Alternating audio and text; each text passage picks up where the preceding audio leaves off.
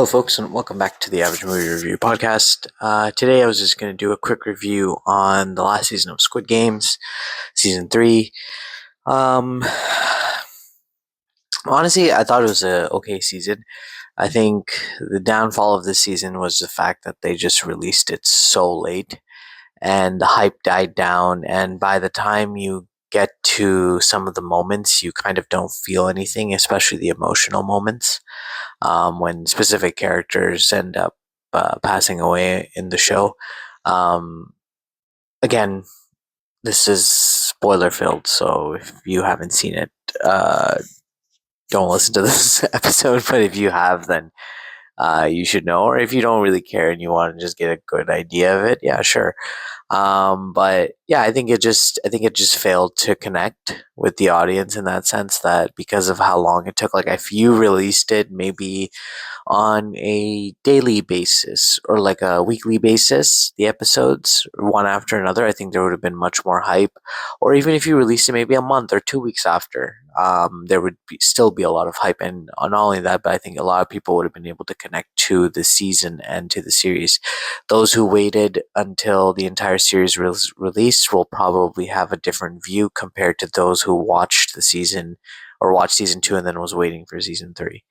Um, the final ending of season 3, leads to the death of player 456, and it's it's supposed to be emotional, it's supposed to be sacrificial, it's supposed to get you in your feels, but the reality is you just don't feel anything. To be quite honest, like you do feel a little bit of sadness, maybe because you've kind of watched this character as you've seen the show, and you know how much they've struggled and whatnot. And there's like the parallels of like him saving the little baby girl, and then he also has his own daughter that he couldn't save. Like maybe him redeeming himself.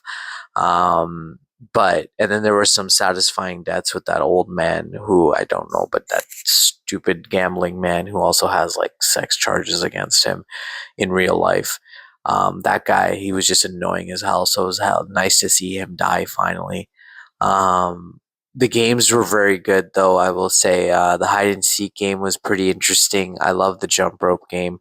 I thought for the final game it was a little boring, but I guess like it was more of a mental thing, right? It was like just to show you how evil humans can get. I guess that's what it was, bringing out the real, true identity of how we are when it comes to being forced into a position where we have to fight and survive, right? Um, that was different. Them finding the island but not being able to actually do anything about it was kind of sad as well. I know the director said that this wasn't supposed to be a happy ending, but like I wish there was a little bit more to it.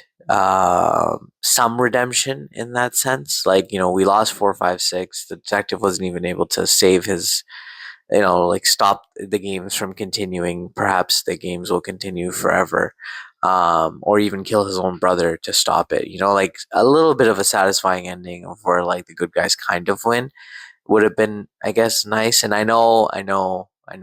This is the same old shit that the good guys always win, but in this case, I think this is one of those moments where it's like I wish kind of the good guys win, but it also kind of it's a different type of ending, which also kind of makes you think like maybe there are some things in life like some evil in life that you just can't get rid of no matter what, right? Like they're just going to be there, and the best you can do is just survive and fight, right?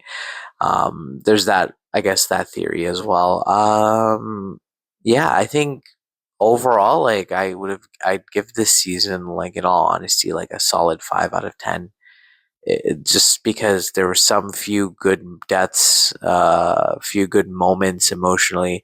I had one gas moment when the old lady killed herself. That was a pretty sad moment for me as well. Like I felt that. I felt that one. I was like, damn, that's pretty crazy that she did that. But other than that, like I don't think there was any other thing that really made me go like, wow, this was amazing. Like holy crap.